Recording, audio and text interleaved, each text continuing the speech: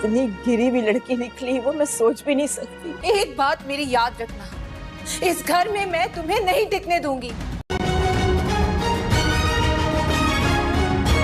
हमारे जज्बातों से, हमारी जिंदगियों से खेलती रही और मारूंगी तो तुम्हें मारूंगी, तुम्हें जान से मार डालूंगी, छोड़ूंगी नहीं मैं तुम्हें। हाँ, हो गई हूँ पागल।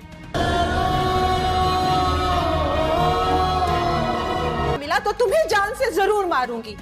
बस एक मौका, और वो मौका मुझे मिलते रहेगा, समझी?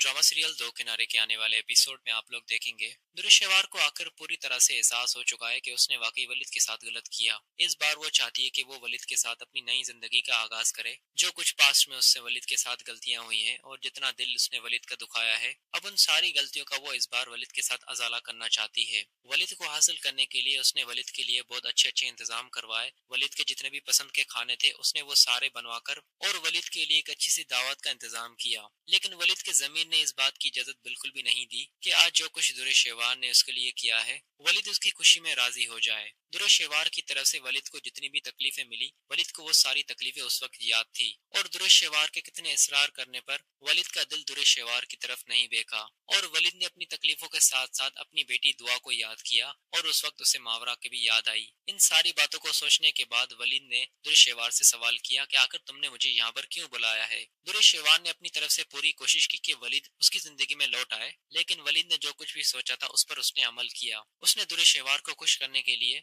अपनी अना का सौदा बिल्कुल भी नहीं किया। दुरेशेवार तो अपनी तरफ से पूरी कोशिश कर रही है कि वो वलिद की जिंदगी में किसी न किसी तरीके से शामिल हो जाए और फिर दोबारा से वही अपने खेल खेलना शुरू कर दे, क्योंकि दुरेशेवार को एहसास तो हुआ है, लेकिन अगर दोबारा से वलिद उसे आसानी से मिल गया तो उसे फिर वलिद की कदर नहीं रहेगी। इस बार वो वलिद को हासिल करते करते आखिर दुरेशेवार का अंत आप सभी के सामने आ जाएगा और इस ड्रामे का अंत यही होगा कि दुरेशेवार की मौत हो जाएगी, क्योंकि दुरेशेवार इस तकलीफ के साथ नहीं जी पाएगी और वलिद को इतनी हासिल करने की कोशिश करती रहेगी कि बार बार उसकी कोशिश करने के बावजूद भी वलिद उससे कभी भी राजी नहीं होगा और ऐसी सूरत में आखिरकार दुरेशेवार ऊपर वाले से भी दुआ करेगी कि उसकी जिंदगी में वलिद आ जाए और वो वलिद के बगैर इस बार बिल्कुल भी नहीं जी पा रही, उसे वलिद के साथ की बहुत जरूरत है। आखिरकार दोस्तों दुरेशेवार की सजा यही होगी कि वो मुसल्ला बिछाकर और उस पर नमाज पढ़ेगी और नमाज पढ़ने के बाद जो दुआ वो वलिद के लिए करेगी उस दुआ को मांगने के बाद दुरेशेवार को उस वक्त बहुत एहसास होगा और उस वक्त दुरेशेवार अपने सारे गुनाह ऊपर वाले के सामने